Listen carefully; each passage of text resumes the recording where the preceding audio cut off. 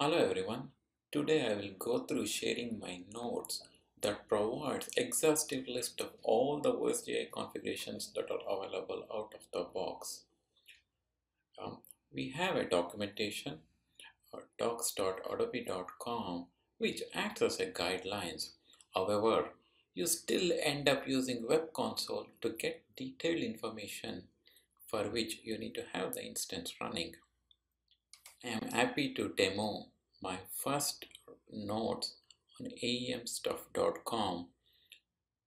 To aemstuff.com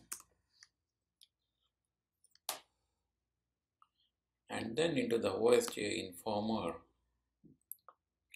This gives you overview of number of configurations options available. For example, in 5.5 we have approximately 549 configurable parameters, and with the latest release we have around 1440 configurable parameters.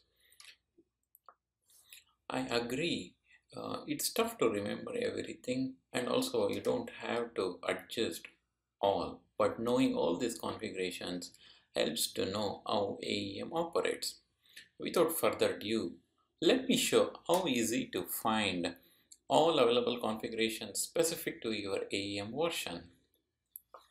You can select whichever version you are. Let me pick the latest one, AEM 6. Now you have noticed at a single page all 1140 configuration entries is displayed along with the property label, property ID, which you use to configure the repository for any changes required, description of a property, and if any default value, along with an optional available options.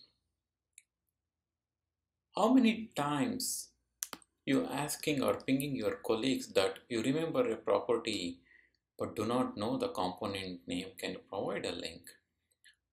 The search box here helps to find it on the go. For example, Minify. Now it filters all the configurations and it indicated that Minify is part of the DaySeq HTML library manager.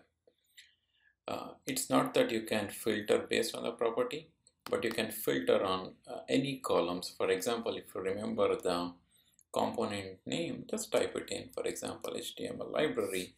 So it listed me all the configurations specific to that component.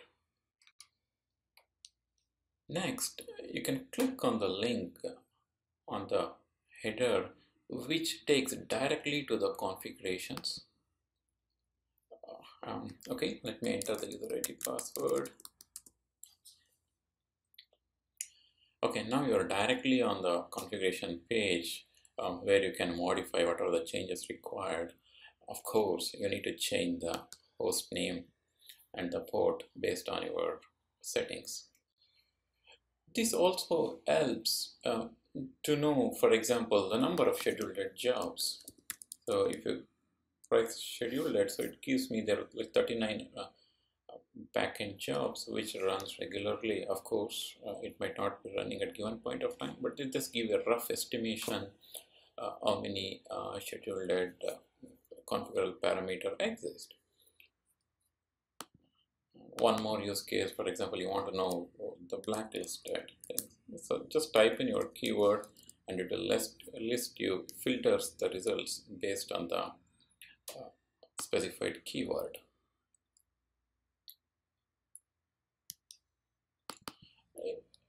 One more scenario is, suppose you want to configure client certificate.